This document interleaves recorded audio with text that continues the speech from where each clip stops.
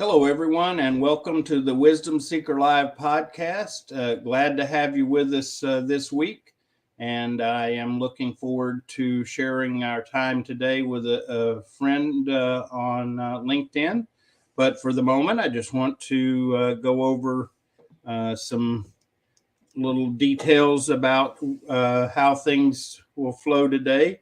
I want to encourage everyone to be sure and uh, share where you're joining from, and also always enjoy your comments, your questions, and I look forward to hearing from you.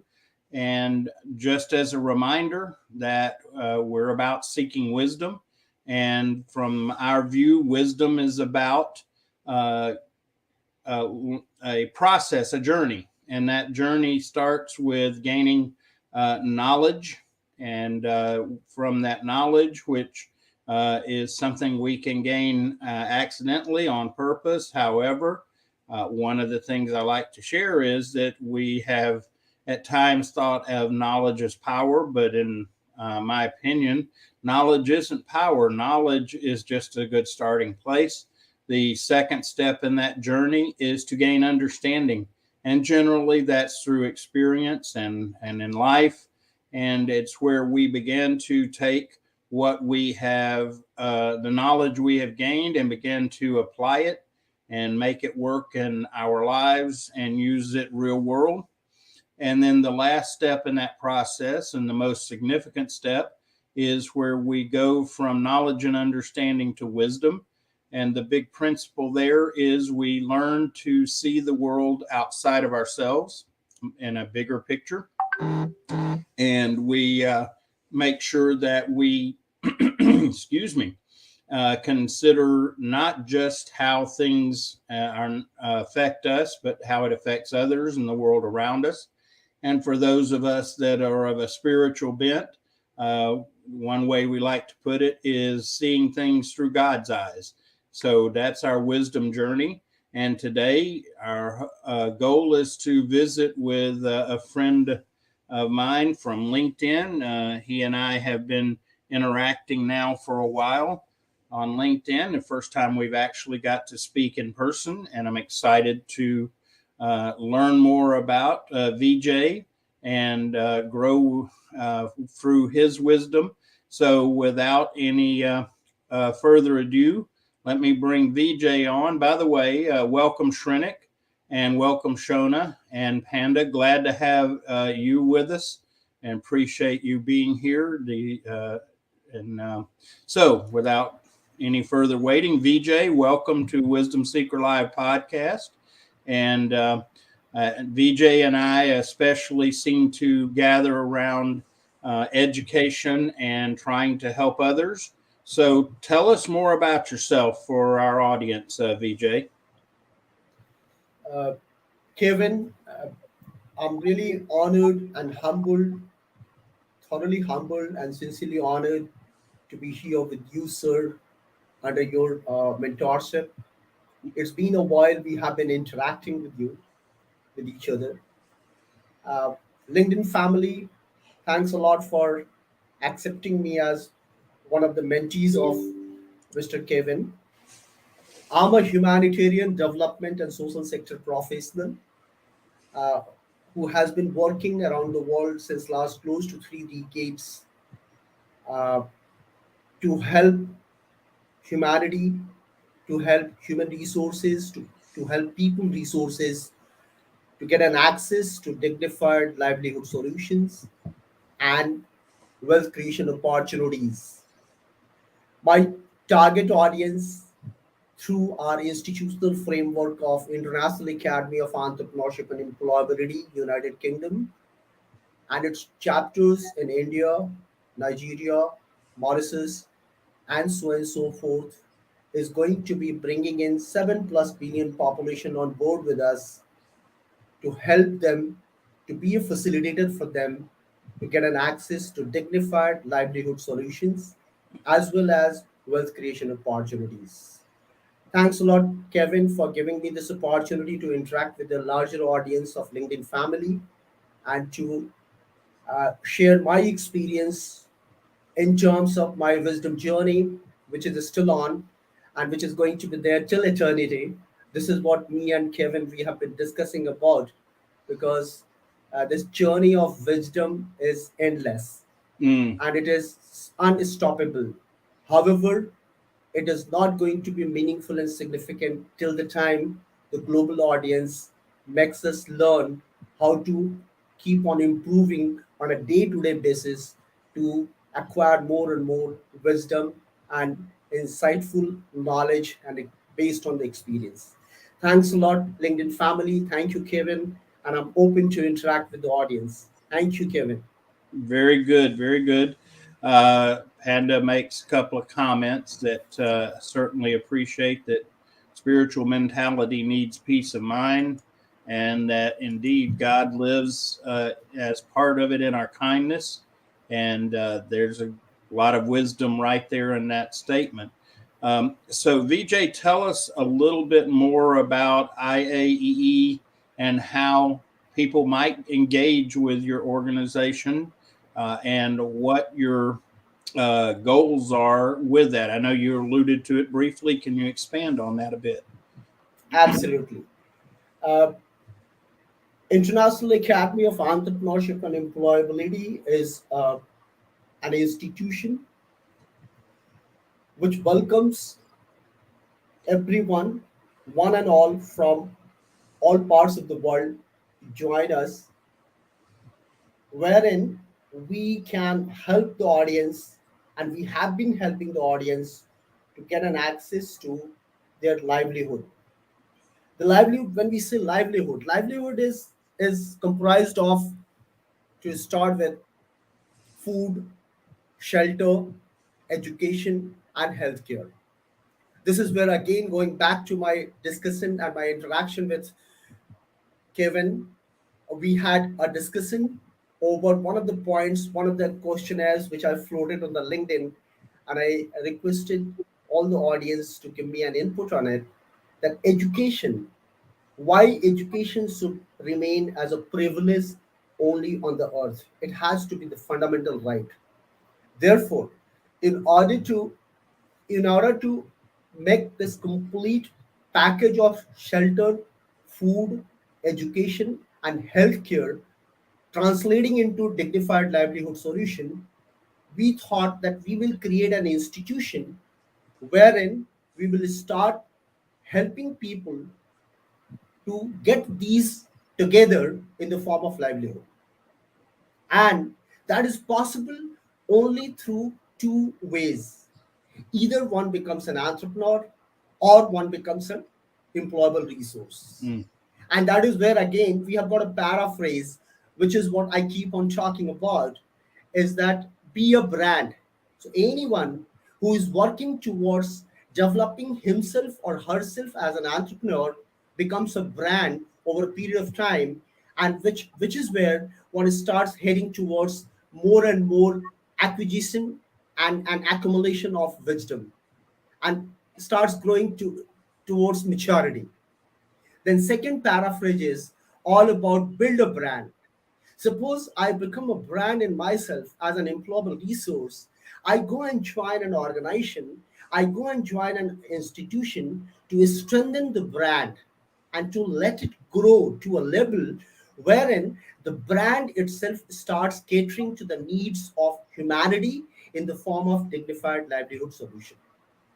So this is what is all about our institution and our institutional framework. very good. Very good. Welcome, Rick. Glad to have you with us. Rick's one of our regulars. Well, and one of the things that we share is that we've got to change or consider looking at education differently. It has to be more about accessibility and the idea of education being locked into a brick and mortar institution is needs to change because education takes on different forms, formal education and informal education. And one of the passions that I have is to help people of all ages and types and and all is to look, don't lock education in, but rather open it up to a lifelong learning process. You know, with the advent of the internet, the ability or the opportunity to learn without having to go through institutions and the like is remarkable. I know just over the weekend I was working on a project with my car, and I needed to learn some more. And so I was able to go in and use Google and do a search and pull up videos. And these videos are very helpful, and they are learning. One of the other things I share, and one of the reasons that I feel very blessed to be a part of LinkedIn, is there's enough educational material on LinkedIn alone, just by looking at posts and articles and information, that I think if we all spent the time to read and listen, we could have the equivalent education of multiple degrees, and do so without ever having to go to an institution or a physical place. And that's why, you know, I'm involved in a couple of international universities that are web based, and just the value there. So I appreciate what you're doing to make the opportunities accessible, including in the area of education. And I appreciate you being a part of change. And the other thing that I like is that it's about not just what we knowledge we gain, but what we do with it, including the entrepreneurship and employability. Because, you know, we can get all kinds of knowledge, and there are a lot of people with lots of knowledge, but they're limited in what they can do with it. They're limited in application. And boy, that's unfortunate. Tell us more about how entrepreneurship and employment are parts of the efforts you're making. Why that? Why not just looking at a pure formal education kind of perspective? Beautiful. So, Kevin, again, that is where we stand alone, and we are one of its kind in the world today, as an institution or as a framework of education, wherein entrepreneurship and employability, these two things go together. They Mm, complement each other. So, what we are doing uh, uh, today on board, we have not only in India, from all around the world, we have with us ideators and innovators starting from the age of 14 going up to 80 plus. So there are people who keep on throwing, yeah, who keep on throwing their ideas, who keep on sharing their ideas with us, with our all the co-founders all around the world, okay, on which we start working to develop that particular idea into the form of an entrepreneurial venture or into the form of a startup venture. However, there are times when we have come across some of these ideators who are not able to have that resilience, that patience, what we talk about, to be a success story in times to come. There are times when we also come across people who are dropouts. So these dropouts are not necessarily thrown out of the system, okay, thrown out of the entrepreneurial system, but they are absorbed within the same system as an employable resource. mm, So therefore, entrepreneurship and employability, both these things have got this hand and glove kind of relationship, and they keep on charging each other. So that is how it works. And globally, we have got proven success stories wherein every day we come across situations, we come across people who are uh, who think that, okay, now time is up, and I should be, in spite of pursuing my entrepreneurial career, I should be getting into an employment. We provide them a gateway to get into an employment, and that is how entrepreneurship and employability walk together. And employability is something in India. Let me tell you, this is what I'm an Indian. I'm a born Indian and a citizen of India. Today, we have got the most talented workforce and talented mind coming in from India in the world. However, when we talk about the employability factor, what is the employability quotient, at what level it is in terms of the human resources, Indian human resources? I would rate it on a scale of 1 to 10. I would rate it maximum 6 to 6.5. And that is where we need to work very hard. Similarly, we see times like there are countries and there are people who are qualified enough, talented enough, educated enough, have been exposed to best of the best experiences and books and knowledge. However, they don't carry those employability traits. And that is where, again, we reiterate as an institution and we reinforce the fact that the education system, the way it has to be nurtured, it has to be developed in any system today to strengthen the complete social fabric of any society, has to have these two components called entrepreneurship and employability. Right, right. And unfortunately, we're challenged with the current education system in that it has become such a priority for academia, but not the application of what is learned. And I Absolutely. think that's why we have a lot of people stuck in, the journey we talk about is that we have a lot of people stuck in the knowledge level. And, we will all, because of efforts and everything, we'll get some understanding. But we got to come back and prioritizing moving through those steps beyond just getting the knowledge and the certifications and the like. We need to push through to applying what we know and doing it effectively, not just kind of stumbling into it, not haphazard, and then making the effort to then transition by choice intentionally into wisdom, because that step is so critical. And along the way, if we're really seeking wisdom, a byproduct of that's going to be character.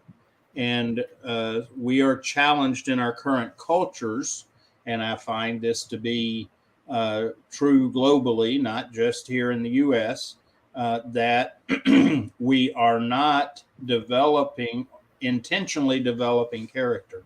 It is an unfortunate byproduct of the culture we're in, and we're all suffering as a society as a result, because that character is what helps us to make a positive difference with each other. And the character helps us move beyond self centered thinking and what's in it for me only. And so, tell me ways that you have either experienced development of character or you have helped others develop character. And Absolutely. by the way, let Absolutely. me let me shout out. I like to recognize Lutimba. Glad to have you from Uganda. Good morning, Eunice. Glad to see you as always. Thank you for being here. Remember, everyone, feel free to ask questions, make comments, and because either myself or VJ be happy to address them. So I'm sorry, VJ, go ahead and talk about character. Absolutely.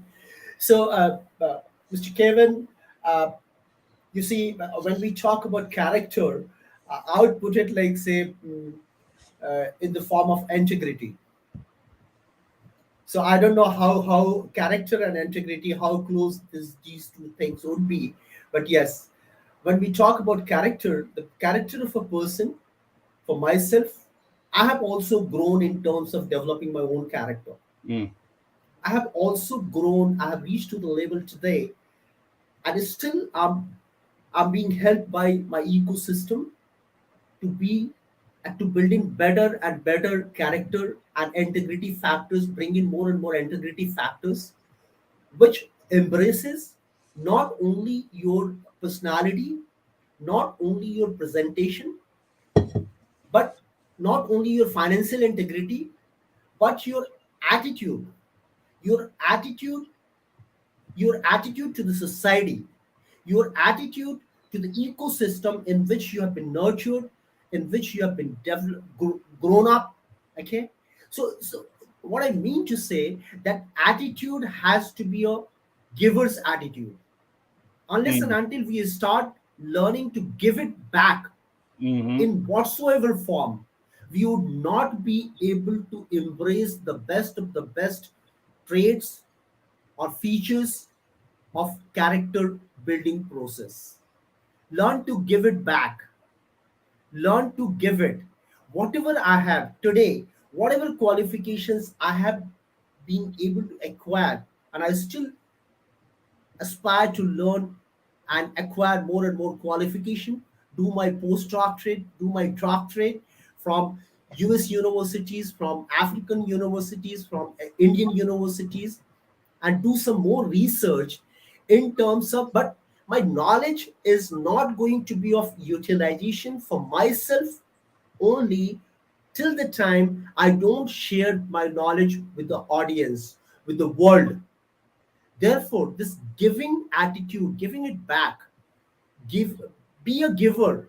That is one of the paraphrases which I have started floating all around as a hashtag now. So, beside be a brand, build a brand, be a giver. Mm, If once you have that giving attitude in yourself, you start building your own characters. Be it financial help to the people who are coming to you, who are approaching you as a startup with some ideas. Be a giver in terms of helping them to reach to the right kind of employment opportunities.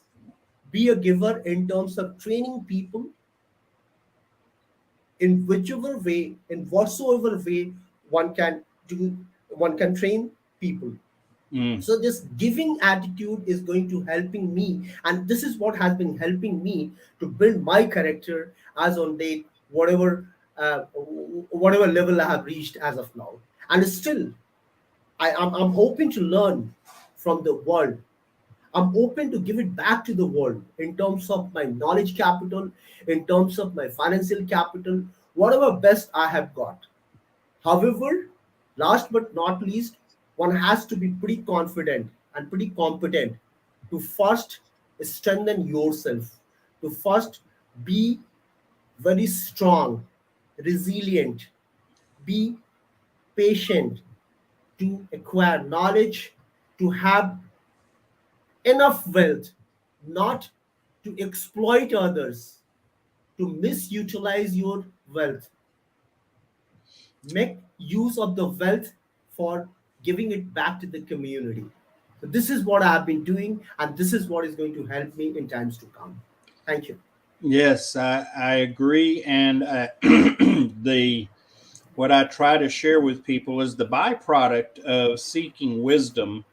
That step from understanding to wisdom is very critical, because that step takes us from a self-centered perspective versus a perspective that I am part of something much bigger than myself, and that learning how to be able to share and give is so critical. Part of what I talk about is design, passion, and purpose, that each of us needs to understand that about our lives. And our design, although we are very unique, God's been gracious to make us each unique in one way or another, but we have some shared design. And one of those major shared designs is to help others, to give to others. I am not shy about sharing from what I think is a great source of wisdom, and that's the Bible. And one of the things it talks about is that we are supposed to comfort each other with the comfort we've received, which means people have built into us and help develop us and our character and knowledge and all of it, well, we should be doing the same thing by turning around and sharing of whatever. Like you said, it could be knowledge, could be resources. Each of us has something to contribute, and but we have to be willing to do that, and that means getting outside of our own little world and our own self-centeredness. So, welcome Zaid and Sharon and Lee, and let's see. Eunice has a question, so let's put that up and let's see what she has to say. What is the one thing character wants most in the world? Thoughts? Admittance. I'll say admittance. Admit I'm right, I'm wrong. So self admittance is going to be one factor which will help each one of us, which is what has been helping me. I have been admitting it. If I'm wrong, I'll admit it. That's what Yeah. is my thought. Yeah. Yeah, it's interesting you say that because one of the things that I teach about leadership, especially servant leadership, is there's three core characteristics to that. One is responsibility, being an owner of our own situation. Second one is acceptance, and it has to do with what you're saying, accepting who I am, admitting I have value to offer, but I also have flaws. I make mistakes. The third is humility. And when we have those three core characteristics, we're in a place to then uh, begin to grow and continue to grow. Plus, from that state, we can also uh, reach out to others and begin to develop and provide example, being a role model and being a servant leader. Welcome, Shrenik. Sorry to hear you're having trouble hearing us. I hope that I believe on the live stream on LinkedIn it does captioning, so I hope that helps. But I appreciate you being here again. Shrenik is one of our regulars on the podcast. So, um, what choices? Because all of this is about choices. You know, we none of us are more adept at being seeking gaining wisdom than others. So, talk about some of the choices you've made in your life to help go along this wisdom journey. That's a very, very, you know, as you grow in your life, uh, uh, as you start heading towards maturity, uh, you know, the choices which I made was that, and what I have learned out of those choices is that, in spite of becoming more and more inward-looking individual, I became now I have become outward-looking individual. So now earlier, till my 30s, 40s, I was more and more inward-looking guy. I was much more than inward looking guy. Mm-hmm. I used to think about myself, me, myself, my family, my world, everything is me. Right. Okay. 40, like say mid 40s or early 40s onwards, my attitude, my aptitude, my thought process, everything started changing.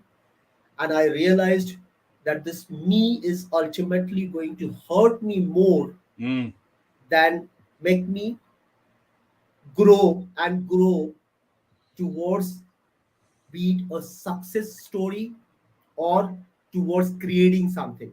Mm. And that is where I started working towards developing or the foundations of institution creation. And that is where we are today in terms of International Academy of Entrepreneurship and Employability, which is where this institution is so very outward looking. Today, Mm-hmm. I'm working with people from Africa, from Uganda, from Egypt, from Nigeria, from Mauritius, from Zimbabwe, okay, of course, India. US, Canada, Middle East, all over the world. I'm working with people and I'm working with human resources to help them to reach to those resources available with us with the world. And that started happening only when I became an outward looking personality, outward looking institution builder, than only looking into yourself. So that is what has been my experience. There's a principle that is, again, I go back to the Bible because of the wisdom that's there, regardless of whether you agree with the tenets of the faith. There's so much wisdom there. And it talks about the idea that the more we focus on ourselves, the less that we grow and improve as self. It's almost like an oxymoron that, to truly grow ourselves, we have to give, and by giving we gain. And it's a principle that is unfortunately lost in a lot of our culture now. We have so many that think that the way to have what you want is to grab and hold on and be all about me. And the key is no. The more you do that, the less that you grow, the less of a person, and so on. And it's a one of the things that I try to remind people that the best thing we can learn is humility. It's not all about us. And that's a hard one because we've got multiple generations, which, I'm got a few years under my belt. And I know there was a time where we talked a lot about the me generation. What's in it for me? What can I have? And so on. And now we're having to uh, turn and look again and say, it's not about me. And the more I think it's about me, the less that I'm going to have and be, and less that I can contribute to the world around me. So it is a choice that we really, really have to weigh and consider. And if we wait till we have a feeling about it, we probably will never happen. It will never happen with us. It is a choice that we make, a priority we set in our lives. And so I appreciate the fact that you have shared about how you've transitioned from being me centric to all of us centric. Let's see. Rick makes a comment. Be curious to get your take on. Excuse me. Whoa, tickle throat. He says, I believe leaders are developed and not born. Your thoughts on that? Absolutely, absolutely. They are not born at all, sir. I completely agree with you. Leaders are developed. And you see, like say we have got ample examples coming from all around the world. You see, most of these, like say, be it Larry Page, be it Sir Bill Gates, be it XYZ, all these people, they have been developed by the society, by the ecosystem in which they have been born. Today, I'm not shy of sharing this example of Bill Gates Foundation, the kind of contributions which Bill Gates Foundation makes towards uh, towards the growth and sustainability of global, uh, you know, human resources or the humanity factor as such. The kind of contribution which is being made by, like say, Sir Ratan Tata, Tata Trust, Mm-hmm. they are the people, the kind of contribution which is being made by Sir Anil Agarwal, coming in all the way from a small village type state called Bihar, from India, coming to Mumbai, going to UK London, and today he is one of those iconic legends, and I'm not shy of sharing this example of him, who has been developed as a leader and who has reached to a level today wherein he is he is contributing so much fund to Indian ecosystem to develop people within an educational framework, within an institutional framework. So these are the people who have been developed over a period of time, and who has helped them to reach to this level. It's me, you, all of us, because we are the people who has been helping these people to be developed as a leader and to reach to the level wherein they have started giving it back to the world today to make it a better place. Yeah, and one of the things that I have especially appreciated about the Tata as an organization is the humility of the leadership. There are a Absolutely, sir. lot of organizations out there, and um, they're big. They've got lots of resources, but one of the unique qualities is the humility, and I think that's key because, again, whether it's individually or organizationally, we need to have humility as a foundation, and that it's not seeking its own; it's seeking the benefit of others. As far as Rick's comment, I have an interesting take on Rick's comment, and that is, first of all, leadership is an interesting idea because there are people that are in roles of leadership with titles and that are not leaders at all, and so we have to understand the context that we ultimately are all leaders in one fashion or another. We are, at a minimum, we should be leaders of ourselves.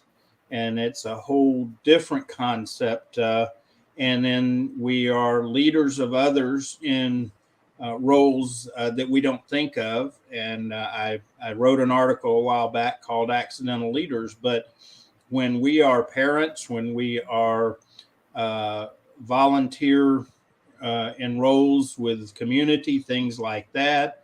One for me that was a very eye opening was as a teacher in a public school that I was a leader.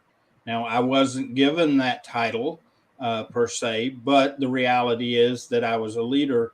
And the more we can understand that and embrace that principle, the better off we are. We may never be in an official role of leading other people, may not get a title, certainly.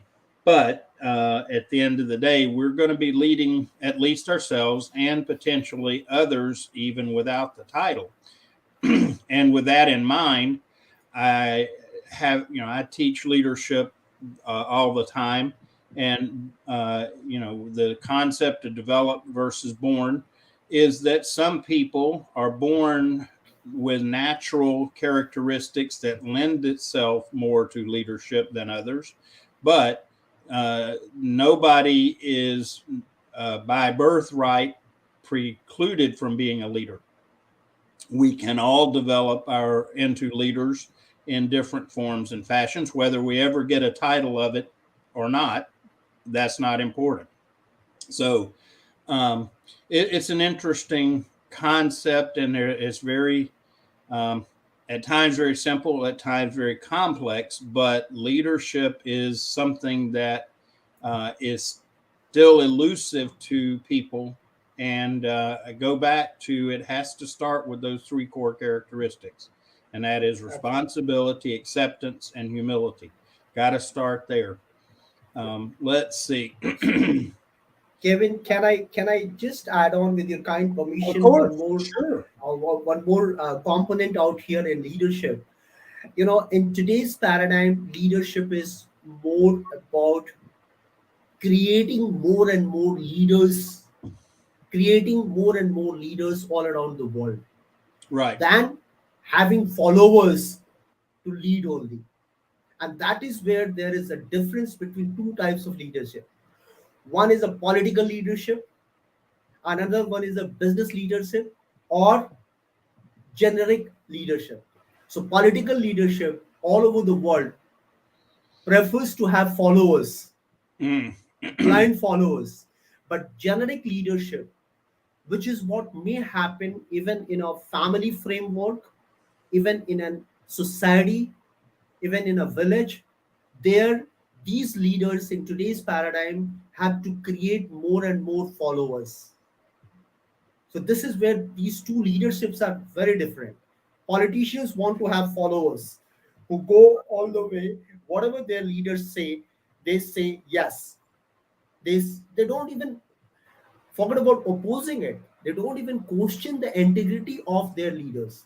Mm, Here, in other form of leadership, the generic leadership, the followers, the leaders the leaders who are grooming and nurturing more and more leaders, future leaders, they themselves are being questioned by the future leaders. mm. And that is what helps these leaders to grow and reach to the next level of wisdom, what you talk about, Kevin. And that is where they become much more successful leaders.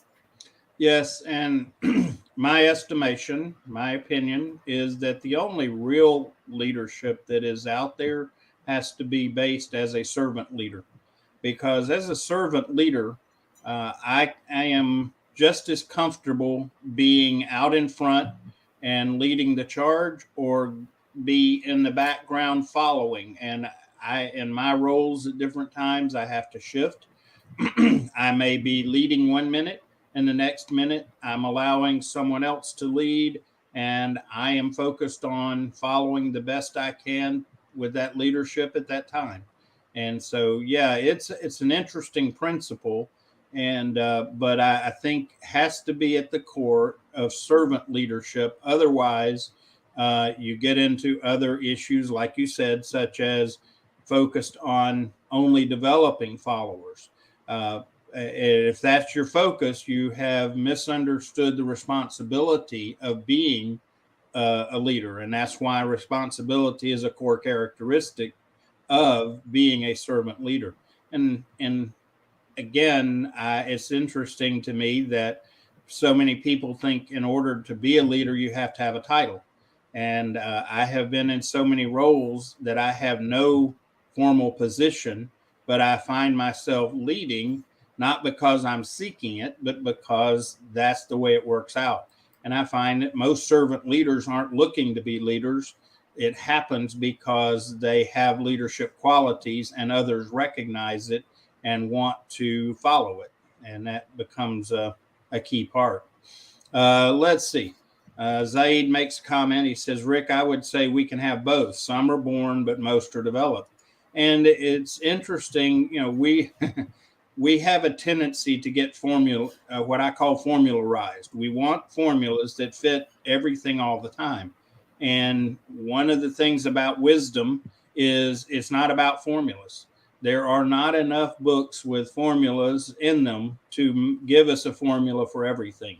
And that's why I encourage people to grow in wisdom, because wisdom helps us with those situations that don't show up in a book. They don't show up in a 5 easy steps or 7 easy habits kind of thing. That's where wisdom brings such value, is being able to contextualize, make choices, and offer out based on something beyond having a formula for every situation. And I believe that's also a part of our design, is not to live by formulas and things like that. There's value in learning habits and steps. I see that, but most of us need much more than that. And the formula that fits for one person may or may not fit for another person, and they are certainly not the key to our success. They can be a factor. In fact, we do well to learn all we can along the way, but as we learn, we need to go back through that process of gaining the understanding, personally experience those things, and then look at them. How does it affect the others around me, not just me? Um, let's see. Rick makes a follow-on comment. I've learned a ton about human nature and adapting to different learning styles. Humility goes a long way in training. Indeed, if you want to be a teacher, a trainer, and you're arrogant or egocentric, it will be limited in its success, generally speaking. critical that we come from a place of humility, because it's really funny. I train and teach a lot. It's part of what I do on a regular basis. But what I enjoy is not only getting the opportunity to give and share, but what I learn from those that I am actually teaching. And it's quite remarkable. I have, Vijay, I know you do teaching and mentoring and the like. Do you learn things from others very often in that process when you're supposed to be teaching, but in the end, you actually learn as much as you teach?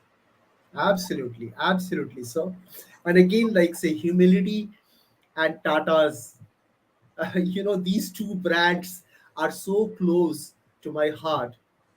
uh, Tata's and McDonald's. Mm, And humility. Humility is an integral part of McDonald's as a mm, brand, where I have had an opportunity to serve this brand. And through this brand, I have been serving humanity all around the world. McDonald's and Tata's. Let me just cite an example of an advertisement of Tata's. okay. Tata's are a brand which are all over the world and taking care of humanity, feeding humanity.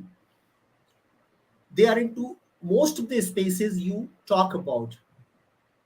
And they used to have one of their taglines or one of their advertisements: we also make steel. That's it. We also make steel. And though they are into everything or anything possible in and around the earth, and they are serving humanity by creating so much of employment opportunities, by giving so much respect to humanity, by giving so much respect to their each and every employee all around the Mm, world, with humility, and taking care of their end consumers. For Sir Ratan Tata and for Tatas, what really matters is the customer's convenience. mm, Similarly, for McDonald's, and I'm sure McDonald's is one brand which all of us we are familiar with, we used to be concerned, and even today, when I see the new CEO who has been there with McDonald's and with whom I have been interacting through LinkedIn as well, I see the kind of humility this gentleman carries in his personality. So, any brand which is serving humanity all around the world has to have humility. mm. And therefore, when we talk about be a brand, an individual who himself or herself is being developed as a brand to contribute towards the sustainability of a society, sustainability of an organization, or growth of an organization or a society, has to have humility in herself or himself. Yeah, I agree. And another example of a commercial organization that I see as exemplifying the principles we're talking about is Chick-fil-A. It is a organization actually started here in Atlanta, and they are another one that really demonstrates the concept of not being self-centered, being humble, and taking care of their employees and their customer. And it's, in fact, one of the best reads if you're looking for a good book to read sometime is a book called Creative Followership. And it's written by a gentleman named Jimmy Collins. And Jimmy and I have talked, and I appreciate knowing Jimmy. Most people go, "Well, who is Jimmy Collins?" And when I share his background, in that he is the retired president of Chick-fil-A, that was he was a follower of Truett Cathy by choice, and he is was key to helping Truett develop Chick-fil-A. And it's about understanding humility and being able to be a follower just as readily as you are a leader. And that is, and so it's a great example of this whole process, and they exemplify it in what they do. Let's see. Zaid has a comment here. He says, I would say at their genesis, those few individuals been mentioned were kind of born leaders that have been developed over time, and that's what distinguished them from the others, which put them in a position to take initiative while others were busy doing what society is asking them to go to college and obtain a degree and find a job and so on. Yeah, it's an interesting thing. A part about leadership is a willingness to even give sacrifice self to do what's right for others and to be there for others. And that's that transition we've talked about, is going from being about me and about what I want, and even to a point of so much of a priority to be a success as society defines it, that we lose that potential. And so I agree, Zaid, that talk about developing leaders over time there is indeed important. Your thoughts on his comment there, Vijay? No, I completely agree with Zaid what he's saying, that there are both the things are existing on this earth, in terms of there are some leaders who are born leaders. Over a period of time, their potential, their talent is harnessed and nurtured in the right way, or channelized through the right way. And on the other hand, there are people who are developed as a leader in times to come within their ecosystem, but they are not born leader, Right. and it's a fact of life. That is how it goes on. That is how it goes on. Yeah, Well, and even throughout history, we've seen leaders that uh, would probably be considered born leaders that have developed in the wrong fashion, and they have become more and more self-centric, and we've seen the negative result of all that, because they end up in a role of a leader, but they are not a good example of what the right way to lead is about, and the world suffered as a result of it, because of the self-centered approach to leadership. And I think at that there's a point where it goes from being a leader to a dictator, and absolutely. that is an unfortunate outcome of leadership development gone wrong. And so, the key here to most of all this is humility, and it's not about me, and it's not about what I can gain. It's about what I can do to benefit others and benefit the world around me. And that's the transition that we've really got to encourage everyone at all levels to take. The sooner we can get people to look beyond themselves, which is that transition to wisdom, the better off we are. And again, this thing of promoting knowledge as power, that troubles me still, because I can have not all kind of knowledge. In fact, I have a lot of knowledge. I can tell you some of the principles of music, both performance and instrumental. I can tell you principles about it. But if my success was dependent on my ability to play a musical instrument or sing, I'm in trouble. That is not part of my design. But I have lots of knowledge, so it doesn't make me powerful as a musician. It just means I have a lot of knowledge. What becomes the power is when we begin to develop and are able to apply it. And then when we can apply that to the benefit of other people, then we are becoming a true leader at that point. Um, Thoughts about that one, Vijay? Absolutely, sir. Absolutely.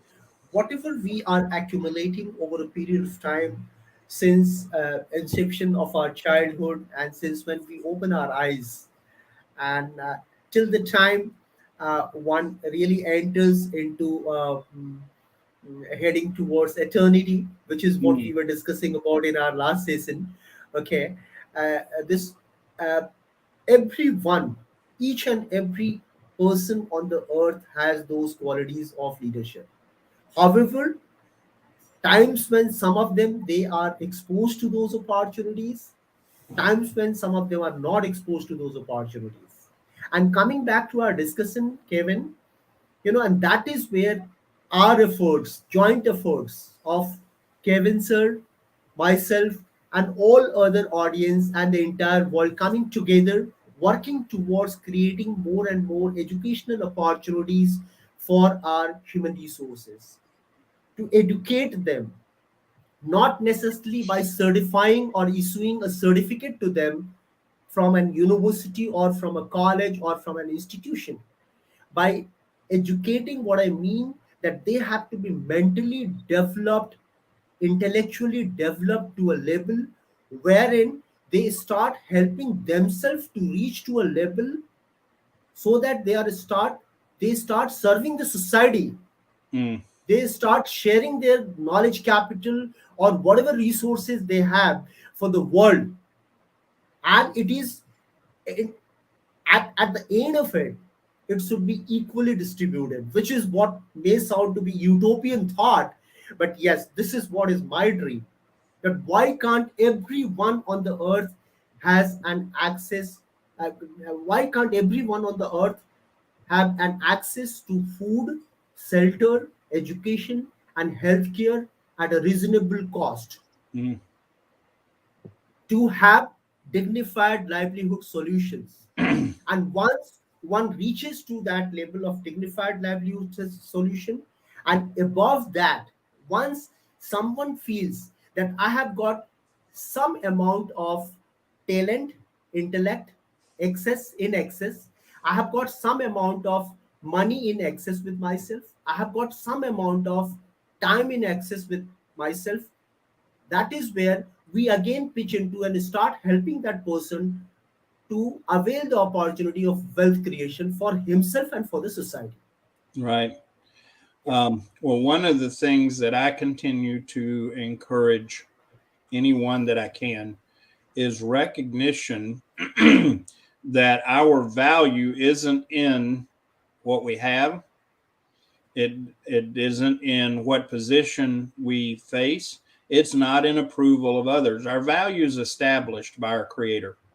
Okay, that's a given, and want the equality of us as people is that we are all created with equal value, and it's a very great value that our Creator's given us, and that the sooner that we recognize that and don't allow the world around us to tell you what is valuable or whether or not we're valuable, the better off we're going to be to then move forward and develop and grow as a person. We don't have to get approval of others. We don't have to have uh, physical wealth. We don't have to have those things to be of value. And when we stop trying to prove ourselves in that fashion, then we can begin to develop as who we are meant to be, who we are designed to be, with what purpose we have. And I really ongoing pray that people will begin to understand that. I can even make mistakes and it doesn't change my value. My value is done. It's been settled. When I make a mistake, yes, I need forgiveness. And yes, I need to learn, but my value doesn't change because I make that mistake. Um, well, we're up against running out of time, Vijay. Any closing comments you'd like to share for the audience? And before I wrap it up? Kevin, I'm thoroughly and sincerely humbled and honored to have this opportunity to interact with LinkedIn family here. And I'm open to serve the humanity to the LinkedIn family with whatever resources I have with myself, and all my co-founders from all around the world have got it. We are available to each one of you because eventually our target is to reach to 7 plus billion population of this world.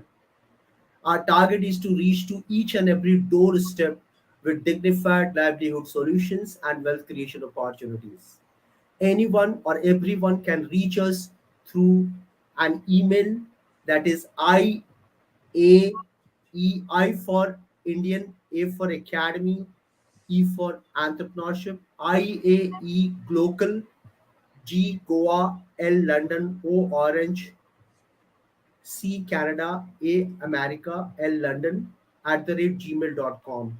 Thanks a lot, Kevin. Thank you. Thanks, the audience. Thank you.